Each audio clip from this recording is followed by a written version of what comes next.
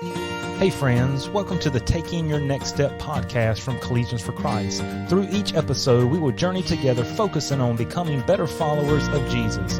If you are eager, like I am, to follow Jesus Christ and take your next step now by joining us in today's episode.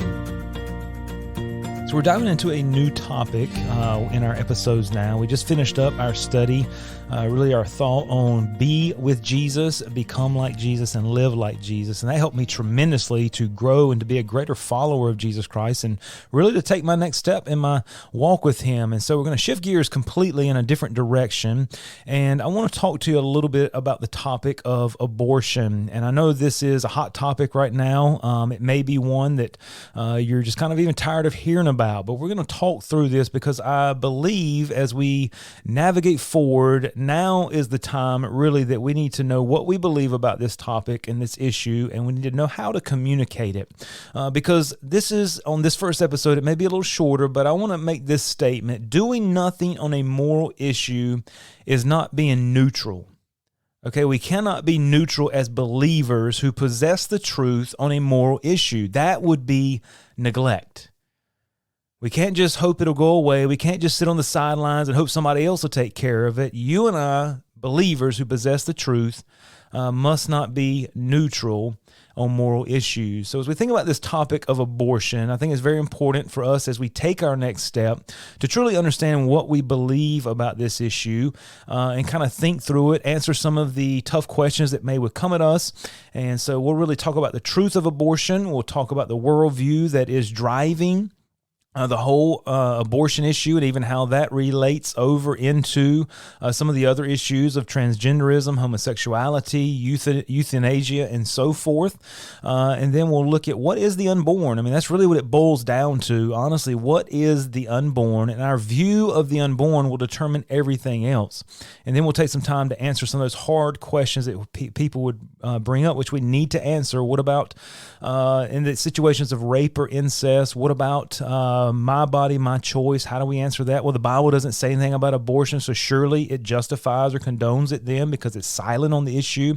How do we answer that? What about embryonic stem cell research? We're going to look at all that over the next few weeks, and I pray it'll be a great help to you. But as we kind of dive in here initially, Peter Kreeft is a Christian author who's written great books on philosophy and so forth, but he said in a book back in the 90s, way back then, some of you were alive in the 90s, you remember the dress, you remember the hair and all that kind of stuff. Some of you don't even know what I'm talking about, right?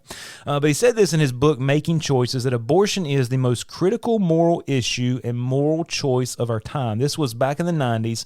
This was before the Roe versus Wade issue was reversed, but he said it is the most critical moral issue and moral choice of our time. And I think we're going to see that as we talk through this, because this issue and how we view life is going to depend on how we view many other aspects of life in our culture.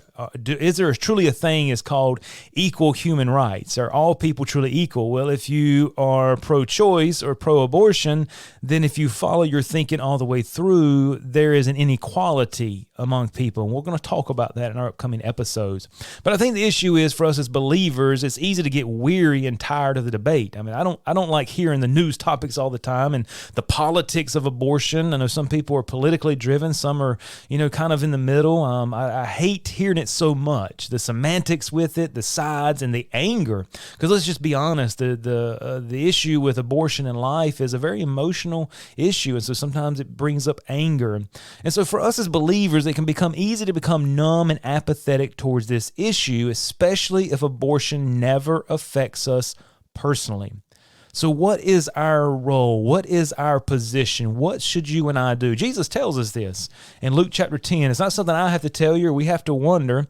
Jesus gives this parable here that teaches us many great truths, but I believe it teaches us when there's a moral issue at hand, we cannot remain neutral. If we do that, rather, we're going to be neglectful.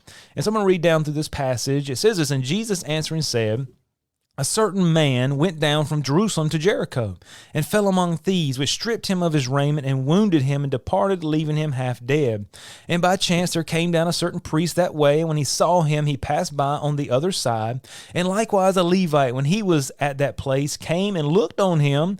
and passed by on the other side. But a certain Samaritan, as he journeyed, came where he was, and when he saw him, he had compassion on him, and went to him and bound up his wounds, pouring in oil and wine, and set him on his own beast, and brought him to an inn, and took care of him. And on the morrow, when he departed, he took out 2 pence, and gave them to the host, and said unto him, Take care of him, and whatsoever thou spendest more, when I come again, I will repay thee. And Jesus asked this great question, Which now of these 3 thinkest thou was neighbor unto him that fell among the thieves?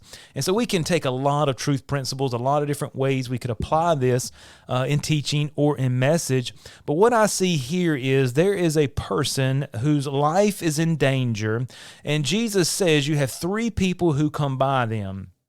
First is a priest, a religious leader, and then is a Levite, another religious person, and one of them looked on him, one of them saw him, and so they see the condition of this man, and for different reasons, they continue on, never helping the man. And Jesus says the Samaritan came by, saw him, and talked about how the compassion and all that, what he did. And Jesus asked that great question, which one do you think was neighbor unto him? Meaning he tells us, commands us to love our neighbors as ourselves. He said, which one was fulfilling my commandment? And so here you have 2 people who have a moral obligation to help this person, to find out if he's okay, to try to save his life. But here you have 2 religious people, the ones that know the law to love others as yourself, walk by neutral. They go by and just try to turn a blind eye. They've maybe seen multiple people like this. Maybe they're tired of hearing people asking for help. Maybe they've become numb and apathetic towards the issue. But what are they doing? Are they helping? Are they neutral? Or are they neglecting this person? Obviously, they're neglecting this person. Obviously, they're neglecting to give him the care that he needs. Obviously, if they were in the ditch, they would hope that he would come by and help them. You see, James said in James 4:17, Therefore, to him that knoweth to do good and doeth it not, to him it is a sin. So for you and I to know to do a certain thing because we've been commanded in Scripture not to do that, it is a sin. So being neutral on a moral issue is not being neutral, it is neglect, and we need to be mindful of that. So what do we need to do? How can we take our next step in our faith? One, how can we take our next step into be a follower of Jesus? Well, we need to be proactive on these moral issues. So first, we need to know what we believe and why we believe it. We need to understand the biblical principles of life and the issue of abortion. We need to know what life is, when life starts, how God views life. Is there a difference between a human and a person?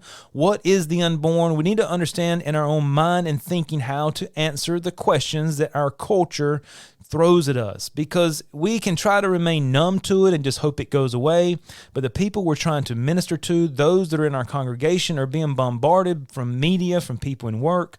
Our children are being bombarded in school and universities to think that the unborn is not a distinct, living, whole human being. They're being taught that it's just merely a clump of cells, that it has no value. We need to understand our position on this, because this will help us to be consistent and have the correct belief on abortion, regardless of why a woman may seek abortion, regardless of the situation that may come up, regardless of the time frame of abortion, if it's in this week's or this trimester and so forth, the type of abortion that's employed, or any emotions that are involved. So we need to know what we believe and why we believe it. Very, very important. And then secondly, we not only need to be pro-life, we need to be proactive. We not only need to be pro-life, that's very important, but we need to be very proactive pro-lifers, right? We must stop reacting and step up and act first. We need to be able to engage in meaningful conversations. Our goal should not be to silence people on this issue, but to engage them.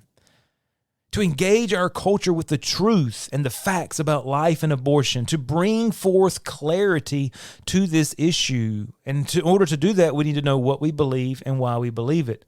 Many of us maybe feel, okay, I believe abortion is wrong, but have not really thought through why we believe that. We need to know the why of the what. We need to be able to defend this issue both biblically, very important because that's where we base everything on, but also without the Bible. Why would I say that? I mean, if we're believers, everything has to be based on the Bible. Well, many people that may be pro-choice may not be believe the very Bible you're trying to base everything on. And so we need to figure out ways and think through, which there's very easy, logical ways to think through this issue, even from the standpoint of not throwing the Bible in, even though we're going to start there. We're going to build our foundation there, even if they believe it or not. So using the Bible to defend a position will not always be relevant to them. So now what? We must learn to dialogue. We must learn to ask questions. We must learn to help the person think through their implications, their illogical inconsistencies in their belief and worldview. Many times people just don't think it all the way through. Well, if you believe this, what about in these three situations? You see how your thinking falls out this way or is lived out this way? And they would say, no, I don't believe that. Well, that's what you're saying here. So we must learn to ask questions to expose the wrong thinking. But all this, as we walk through these next episodes and these upcoming weeks, we have the truth, and many times us with the truth can come off very firm, very passionate, and there's nothing wrong with how we feel and believe, but we must understand as we are talking to people, we want to do what Paul admonished us to do, to preach the truth in love. In Jude 1:22, and some having compassion, making a difference. And so as we jump into Thursday's episode, we're going to talk about this, the truth about abortion. We're talking about the definition of it and the semantics and when life begins. And then next week, we'll give a biblical basis about abortion. You know, what does God say? That's where we want to begin, and then we'll go from there. So join with us on Thursday's episode. Thank you for taking the time to listen. If this podcast has been helpful to you, please share it with a friend or subscribe to stay up to date on the latest episodes. You can connect with Collegians for Christ online for more information and resources at cfccampusministry.com.